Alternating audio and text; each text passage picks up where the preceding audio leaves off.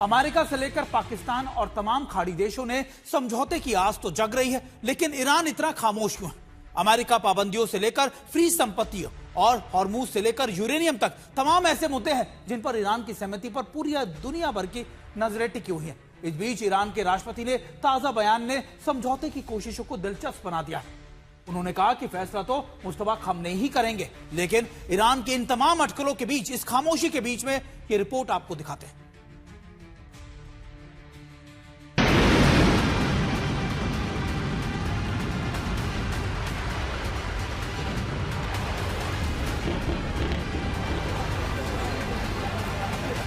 Deal के कितने करीब है ईरान? यूरेनियम पर पेच फंसा कर रखेगा ईरान। मुज्तबा की इजाजत के बिना फाइनल नहीं होगा पीस प्लान। 8 देशों के असरदार लीडर्स के साथ ट्रंप की कॉल के बाद क्या कुछ ही घंटों में युद्ध विराम का ऐलान होने वाला है? क्या अमेरिका और ईरान के बीच हॉर्मुज और यूरेनियम को लेकर सहमति अंतिम दौर में है? ट्रंप से लेकर तमाम खाड़ी देश सोशल मीडिया पर खुशी जता रहे हैं कि दोनों देश समझौता होने के बेहद करीब हैं। लेकिन ईरान की आधिकारिक चुप्पी से सस्पेंस बढ़ता जा रहा है। ईरान की तस्नीम न्यूज एजेंसी ने समझौते के कई मुद्दों और ईरान के शर्तों के बारे में खुलासा किया है, जिनमें कहा गया है कि 30 दिन हॉर्मुज से आवाजाही को सुगम बनाने और 60 दिन एटमी मुद्दे पर बातचीत के लिए दिए जा सकते हैं। इसके अलावा पहले ही दौर में ईरान की फ्रीज संपत्तियों को छोड़ा जा सकता है। इतना ही नहीं, लेबनान में भी हमले रोकने और ईरानी तेल पर लगाई गई अमेरिकी पाबंदियां हटाना भी शामिल है।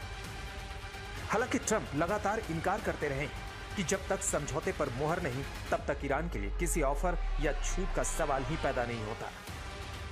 The U.S. offer Iran oil sanctions relief during the peace talks, as Iranian state media has reported?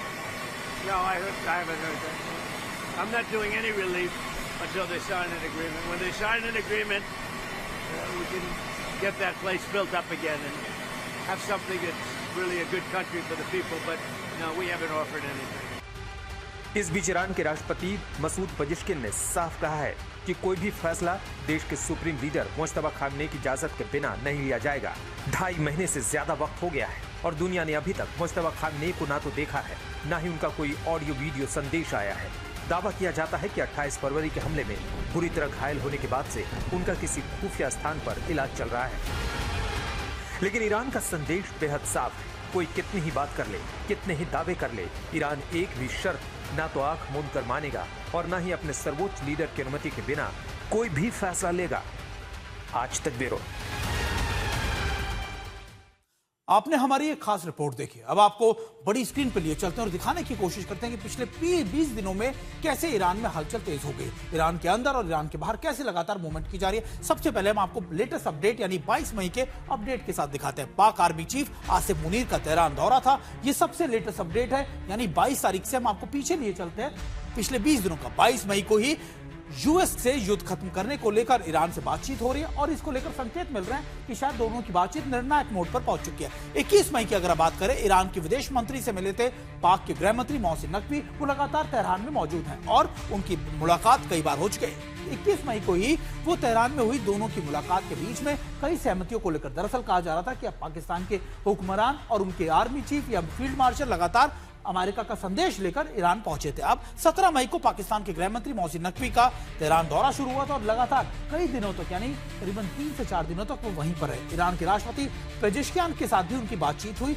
उन्होंने भी लगातार दोनों के बीच में समन्वय बनाने की कोशिश की गई और ये कोशिश की गई कि लगातार अमेरिका का जो संदेश है वो ईरान तक पहुंच सके। 14 मई को आपको याद होगा ब्रिक्स सम्मेलन में भारत पहुंचे थे ईरान के विदेश मंत्री अरागची और लगातार यहां पर भी उन्होंने बातचीत की बात तो कही, लेकिन अपनी शर्तों के साथ। और शायद ईरान यही वजह है कि हर मंच पर अपनी बातें, अपनी शर्तें रख रहा था। भारत के विदेश मंत्री एस जयशंकर के साथ उनकी मुलाकात भी हुई और उन्होंने अपना पर्सपेक्टिव या अपना नजरिया भी हमारे भारत के साथ साझा किया और बताया कि युद्ध में ईरान क्या समझता है और किस तरीके से आगे बढ़ाना चाहता है। चीन के दौरे पर 6 मई को गए थे, आपको याद होगा विदेश मंत्री अरागची। उस समय भी ईरान के साथ चीन की बातचीत हुई थी और माना जा रहा था ये दौरा इसलिए बहुत महत्वपूर्ण था क्योंकि उसके ठीक बाद डोनाल्ड ट्रंप भी चीन पहुंचे थे और शायद उसी बातचीत के दौरान कई महत्वपूर्ण बिंदुओं पर डिस्कशन किया गया होगा। ट्रंप के दौरे से पहले चीन के नेताओं से मिले थे ईरान के मंत्री और अपना रुख या अपने पर्सपेक्टिव को बहुत क्लियर कर दिया। अब ईरान न्यूज एजेंसी का दावा है कि हॉर्मूज 30 दिनों के अंदर सामान्य हो जाएगा। लेकिन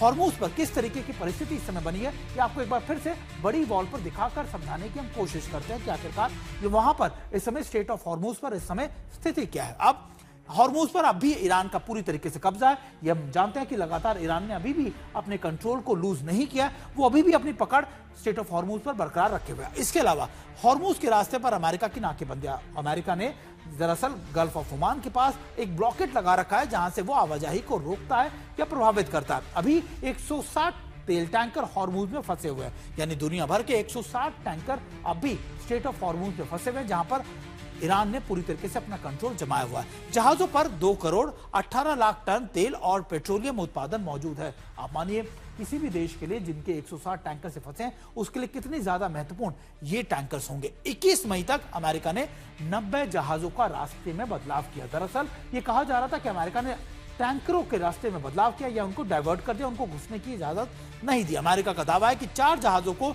निष्क्रिय भी किया गया। अमेरिका ने कहा है कि देखिए जो जहाज नहीं रुके उन पर हमने बड़ी कार्रवाई भी की और लगातार ये कोशिश की जा रही है दोनों तरफ से कि बातचीत की जाए, लेकिन स्टेट ऑफ हॉर्मूज अब भी दोनों के बीच में लगातार एक बड़ी अड़चन है। हमारे साथ हमारे दोनों खास मेहमान हमारे साथ जुड़े हैं। अगर संजय सोई सर, इन बातों को 60 दिन के अंदर अगर हमने स्टेट ऑफ हॉर्मूज खोल भी दिया तो ईरान की तरफ से खोल भी दिया गया, बातचीत हो भी गई, तो क्या आपको लगता है कि एक ऐसा वेपन नहीं बन गया स्टेट ऑफ हॉर्मूज, जब जब अमेरिका के और ईरान के बीच में तल्खी बढ़ेगी या इजराइल कोई बड़े ऑपरेशन करेगा, ईरान फिर से स्टेट ऑफ हॉर्मूज को बंद करने की धमकी दे देगा? बिल्कुल सुमित जी, इसमें कोई शक नहीं है कि ईरान के हाथ में, जैसे कहते हैं, न्यूक्लियर हथियार जैसे बहुत बड़ी ताकत मिल गई है, जिसका उनको शायद पहले अंदाजा नहीं था। मुझे लग रहा है युद्ध के पहले इन्होंने सोचा नहीं था, लेकिन जिस प्रकार से परिस्थितियां डेवलप हुई उसके हिसाब से जब इन्होंने देखा ये तो बहुत ताकतवर है और पूरी दुनिया का प्रेशर इस समय में अमेरिका और इजराइल के ऊपर आ रहा है कि आप युद्ध रोकिए, युद्ध बंद कीजिए, किसी न किसी तरह हॉर्मूज खोलिए। खास तौर पे देखा जाए यूरोप और साउथ ईस्ट एशिया के अलावा जो गल्फ के देश हैं जहां पे अमेरिका की बेसिस हैं, वो भी अमेरिका के ऊपर प्रेशर डाल रही है कि गल्फ खोलिए, क्योंकि उनकी इकोनॉमी डाउन हो रही है। एक तरफ से खरीदने वाले को दिक्कत है, बेचने वाले को भी दिक्कत है। अगर बेचने वाले का सामान नहीं बिकेगा तो उनकी इकोनॉमी भी तो तेल के ऊपर डिपेंडेंट, तो उनका भी बहुत प्रेशर है। बार बार ट्रम्प यही कहते हैं कि हमारे मित्र देश गल्फ देश पाकिस्तान ने किया, इसलिए हम सीज फायर आगे बढ़ाते जा रहे हैं, तो इनका भी प्रेशर है। तो ये डेफिनेटली एक ऐसा थिया। लेकिन एक बात मैं कहना चाहूंगा कि ये वैसे गलत है, इंटरनेशनल कानून के खिलाफ है, इस समय जरूरत थी। लेकिन दुनिया में इसी तरह के और भी स्टेट्स हैं, जैसे स्टेट ऑफ मलक्का हो गया, इसका इस्तेमाल किया जा सकता है, इंडोनेशिया के पास है। बिल्कुल। और सर ये तो फिर एक ऐसा कह सकते हैं ऐसी बड़ा नॉर्म्स बन जाएंगे जिसमें हर देश अपने हिसाब से फिर अपने ब्लॉकेट्स को लगाना शुरू कर देगा, लगातार पैसा वसूलना शुरू कर देगा। ग्रुप कैप्टन पांडे, इसमें इजराइल की भूमिका को लेकर भी बातचीत की जानी चाहिए, क्योंकि देखिए इजराइल अब भी मीटिंगें कर रहा है। नेतन्याहू आज शाम को कहा जा रहा है कि बड़ी मीटिंग कर सकते हैं और इजराइल नहीं चाहता कि बातचीत किसी भी तरीके से निर्णायक मोड़ पर पहुंचे, क्योंकि इजराइल को लगता है कि ये सबसे बेहतरीन मौका है ईरान को पूरी तरीके से खत्म करने का, उसके रिजिम को वाइप आउट कर देना। क्या आपको लगता है कि अमेरिका इजराइल को समझा पाएगा या प्रेशराइज कर पाएगा अपने ऑपरेशन को लेबनान में रोकने के लिए भी? देखिए, अगर देखें लेबनान के साथ हमने जो देख रहे हैं कि जो सीज फायर है 45 दिनों का, वो सीज फायर तो केवल मात्र कागजों पर है, कूटनीतिक शब्दों में है, और वहां पर अभी भी जो है वो तल्खियां जो है जारी हैं, दोनों के बीच में जो है वार प्रतिवार चल रहा है। तो निश्चित रूप से कूटनीतिक तौर पर शायद समझौता हो जाए, लेकिन इजराइल के, देखिए आज इजराइल के लिए प्रॉब्लम क्या है कि वो अपने वर्चस्व के लिए नहीं लड़ रहा, वो अपने अस्तित्व के लिए लड़ रहा है कि वहां पर उसको अपने नेतागिरी या बहुत अपनी खलीफापन नहीं दिखाना है। तो ये मजबूरी है इजराइल की कि अगर वो चाहता है शांति रहे, ईरान उस पर कहता है कि समाप्त कर दो इजराइल को, अमेरिका को समाप्त कर दो, तो ऐसे समय में जब भावनाएं, ठीक है कुछ दिनों के लिए आप लॉक लगा देंगे, लेकिन ये जो भी अगर मिडिल ईस्ट में कोई भी इस प्रकार का सीज फायर होता है तो वो कितने दिन चलेगा, ये शायद वहां के लोग भी साइन कर रहे हैं, वो नहीं जानते हैं। और अंदर अंदर सब जानते हैं कि ये बड़ा नाजुक होगा ये समझौता, और कभी भी इस पर कुठाराघात होता है। आवश्यकता ये है कि दोनों पक्ष जो है वो खुल के सामने आए, और जो परोक्ष रूप से, जैसे कि हम एक हमास को उदाहरण देना चाहूंगा कि हमास किस प्रकार से जो है गाजा में जो है अंडरग्राउंड टनल्स बना लिए, तो ये बताता है कि अगर दोनों समझौता ठीक से रहते तो शायद शांति बनी रहती, दोनों देश जो है ठीक से रह रहे थे। तो वो जो अपने आपस में विश्वास अगर कायम था, ट्रस्ट कायम रहता है, तो शायद बिल्कुल। और लंबा शायद चले। लेकिन सर ऐसी संभावना शायद लगती नहीं, क्योंकि दोनों के ऑब्जेक्टिव्स अलग हैं। बिल्कुल। और सर मुझे लगता है कि ये शायद जो ट्रस्ट डेफिसिट है ये चारों तरफ है। ईरान का अमेरिका पर नहीं है, अमेरिका और ईरान के बीच में नहीं है, मिडिल ईस्ट का नहीं है, इजराइल का नहीं है। ये ट्रस्ट डेफिसिट ही है जो सबसे बड़ी, आप कह सकते हैं कि कार्रवाई का सबसे बड़ा, आप कह सकते हैं कि एग्जाम्पल बना हुआ है।